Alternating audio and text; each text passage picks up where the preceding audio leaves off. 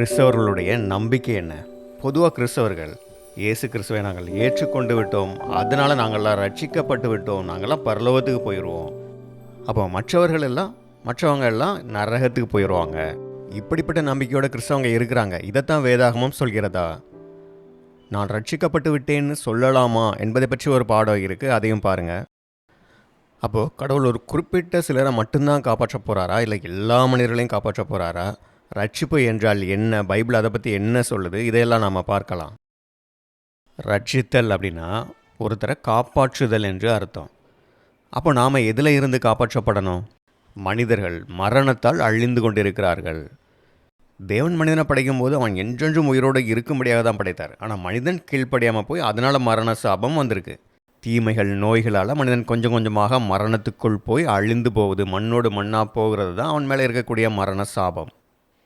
அப்போ இப்படி மனிதன் மரணத்தில் அழிந்து போவதில் இருந்து காப்பாற்றுதல், இதுதான் ரட்சிப்பு. இப்படி மனிதனை மரணத்தில் இருந்து காப்பாற்றுவதற்காக தேவன் ரட்சிப்பின் திட்டத்தை வைத்திருக்கிறாரு. இதற்காக தான் இயேசு கிறிஸ்துவை இந்த பூமிக்கு அனுப்பினார். அப்போது தேவன் இயேசு கிறிஸ்துவை கொண்டு எல்லா மக்களையும் ரட்சிப்பதற்கான ஒரு திட்டம் வைத்திருக்கிறார். இந்த ரட்சிப்பின் திட்டம் என்ன? கிறிஸ்தவர்கள் நம்புவது போல இயேசு கிறிஸ்துவை ஏற்றுக்கொண்டவங்க மட்டும் பரலோகத்துக்கு போயிடுவாங்க, மற்றவங்க எல்லாம் நரகத்தில் வேதனையை அனுபவிப்பாங்க அப்படின்னா இது நியாயமாக தெரியலையே. அன்புள்ள தேவன் அப்படி செய்வாரா? கிறிஸ்தவங்க மட்டும்தான் காப்பாற்றப்படுவாங்கன்னு பைபிளில் சொல்லியிருக்கா? கண்டிப்பாக வேதாகமம் அப்படி சொல்லவில்லை. வேதாகமத்தில் தேவன் எல்லா மக்களையும் ரட்சிப்பது தான் அவருடைய திட்டம் என்பதை தெளிவாக சொல்கிறார். 1 தீமோத்தேயு 2:4. எல்லா மனுஷரும் ரட்சிக்கப்படவும் சத்தியத்தை அறிகிற அறிவை அடையவும் அவர் சித்தமுள்ளவராயிருக்கிறார். அப்போது தேவனுடைய திட்டம் எப்படி இருக்குது பாருங்கள். எல்லா மக்களும் சத்தியத்தை அறிந்து கொள்ள வேண்டும், அதனால் எல்லா மக்களும் ரட்சிக்கப்படணும். அப்படி தான் தேவன் விரும்புகிறார். துன்மார்க்கன் கூட அழிந்து போக வேண்டும் என்று தேவன் விரும்பவில்லை. அவனும் மனம் திரும்பி ஜீவனை அடைய வேண்டும் என்பது தான் அவருடைய விருப்பமாக இருக்குது. அதனால் இயேசு கிறிஸ்து எல்லா மனிதர்களும் ரட்சிக்கப்படுவதற்காக, எல்லா மனிதர்களுக்காகவும் தான் தன்னுடைய உயிரை ஈடுபலியாக, ஈடான ஒரு கிரயமாக கொடுத்துருக்கிறாரு. 1 யோவான் 2:2 இதுதான் சொல்லப்பட்டிருக்கு. சர்வலோகத்தின் பாவங்களையும் நிவர்த்தி செய்கிற பலியாக இருக்கிறாரு. எல்லா மக்களுடைய பாவத்துக்காகவும், எல்லார் மேலேயும் இருக்கக்கூடிய ஆதாமுடைய மரண சாபத்தை எடுத்து போடுறதுக்காகத்தான் தன்னை ஈடு பலியாக கொடுத்துருக்கிறாரு. ஆனால் சுவிசேஷ யுகத்தில் இயேசு கிறிஸ்துவை அவருடைய அடிச்சுவட்டில் அப்படியே பின்பற்றி தங்களையும் ஜீவ பலியாக கொடுத்தவர்கள், அவர்கள் மேன்மையான அழைப்புக்காக ஓடுறாங்க. அவர்கள் மரித்த பிறகு உன்னதமான அந்த பரலோக நிலைக்கு, தெய்வீக நிலைக்கு உயர்த்தப்படுவார்கள். இதற்கான ஒரு சிறப்பான அழைப்பு தான் சுவிசேஷ காலகட்டத்தில் கொடுக்கப்பட்டது. இந்த அழைப்பிற்குள் வந்து கிறிஸ்துவை போலவே தங்களை பலியாக கொடுத்து ஓடுனவங்க கண்டிப்பாக அவங்க பரலோக நிலைக்கு உயர்த்தப்படுவார்கள். கிறிஸ்தவங்க சொல்கிறதுல இந்த சத்தியம் சரியானது தான். பரலோக அழைப்பு என்று ஒன்று இருக்குது. ஆனால் ஒரே அழைப்பு தான், பரலோகத்துக்கு போகிறது தான் ரட்சிப்புக்கான ஒரே வழி அப்படின்னு சொல்கிறது தவறு. இந்த பரிசுத்தவான்களுக்கான ரட்சிப்பு மட்டுமே கிடையாது, உலகத்துக்கான ரட்சிப்பும் இருக்கிறது. இந்த 2 ரட்சிப்புகளை பற்றி தான் யூதா 1:3 சொல்லப்பட்டிருக்கு. பிரியமானவர்களே, பொதுவான ரட்சிப்பை குறித்து உங்களுக்கு எழுதும்படி நான் மிகவும் கருத்துள்ளவனாயிருக்கையில், பரிசுத்தவான்களுக்கு ஒரு விசை ஒப்புக் கொடுக்கப்பட்ட விசுவாசத்திற்காக நீங்கள் தைரியமாய் போராட வேண்டுமென்று உங்களுக்கு எழுதி உணர்த்துவது எனக்கு அவசியமாய் கண்டது.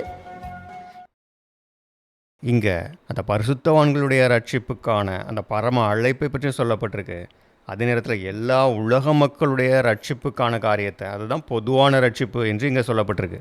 இந்த 2 ரட்சிப்புகளை பற்றி தேவன் ஆதி காலத்திலேயே வெளிப்படுத்தி இருக்கிறார். தேவன் ஆபிரகாமுக்கான ஆசீர்வாதத்தை பற்றி சொல்லும் போதே இந்த 2 ரட்சிப்புகளை பற்றி சொல்கிறார். இதை நீங்கள் ஆதியாகமம் 22:17-18 படிக்கலாம்.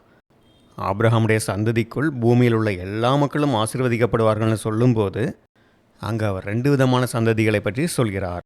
ஒன்று வானத்து நட்சத்திரங்களைப் போல இருக்கும் என்றும், இன்னொன்று கடற்கரை மணலத்தினையாக இருக்கும் என்றும் சொல்கிறார். வானத்து நட்சத்திரங்களைப் போல அப்படின்னு சொல்லும்போது இது பரலோக அழைப்பிற்குரியவர்களை குறிப்பிடுகிறது.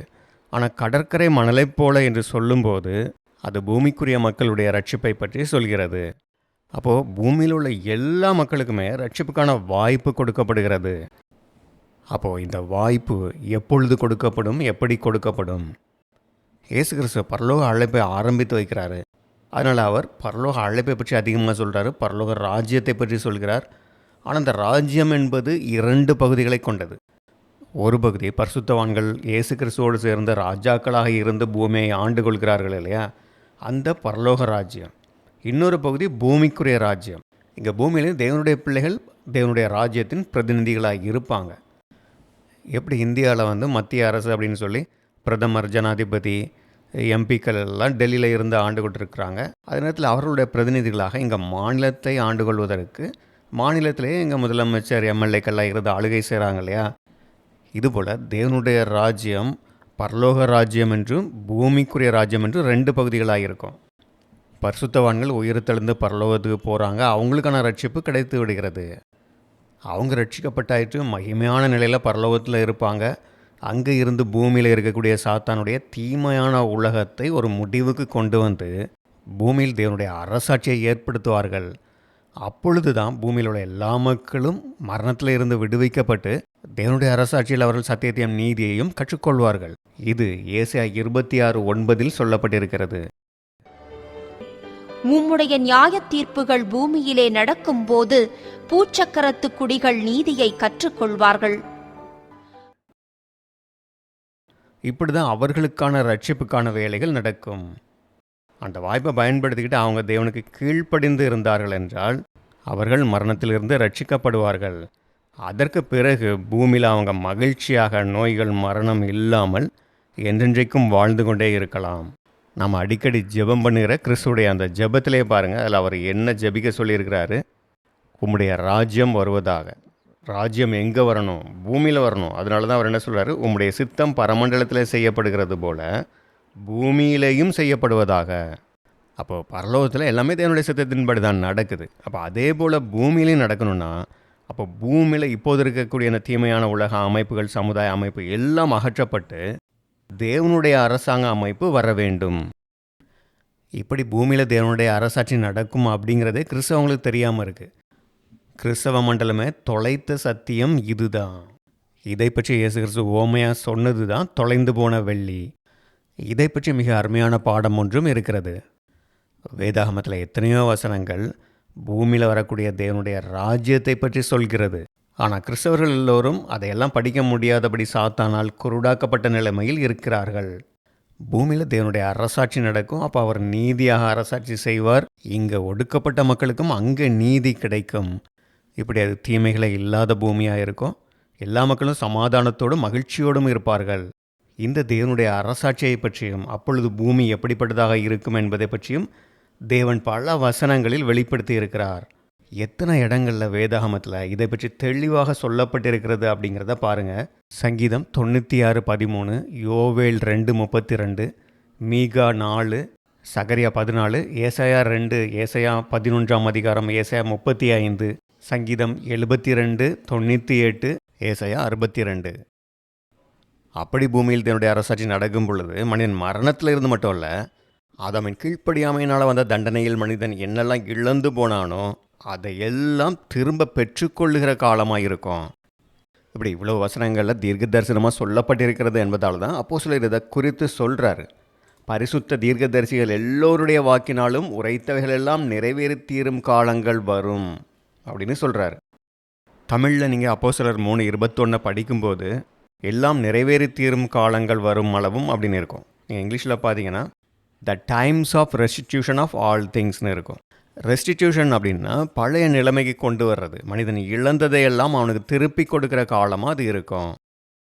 இப்படி ஏராளமான வசனங்கள் பூமியில் தேவனுடைய அரசாட்சி ஏற்படுத்தப்பட்டு அதன் மூலமாக எல்லா மக்களும் ரட்சிப்படைவதற்கான வாய்ப்பு கொடுக்கப்படும் என்பதை பற்றி சொல்லப்பட்டிருக்கிறது. அப்பொழுது அந்த வாய்ப்பை யாரெல்லாம் சரியாக பயன்படுத்தி கொண்டு நீதியை கற்றுக்கொண்டு உண்மையாக தேவனுக்கு கீழ்ப்படுகிறார்களோ அவர்களுக்கு நித்திய ஜீவனை கொடுப்பார். அதாவது என்றென்றைக்கும் மகிழ்ச்சியாக பூமியில் மரணமே இல்லாமல் வாழ்ந்து கொண்டிருக்க முடியும். ஆக இப்படி நித்திய வேதனையை பற்றி அல்ல, எல்லா மக்களையும் ரட்சிப்பதற்கான தேவனுடைய திட்டத்தை பற்றி தான் வேதாகமம் சொல்கிறது. இந்த திட்டத்தை கொடுத்த சர்வ வல்லமையுள்ள தேவனுக்கும் அந்த திட்டத்தின்படி தன்னையை ஈடுபலியாக கொடுத்த நம்முடைய இரட்சகராகிய இயேசு கிறிஸ்துவுக்கும் என்றென்றைக்கும் மகிமையும் கனமும் உண்டாவதாக. ஆமென்.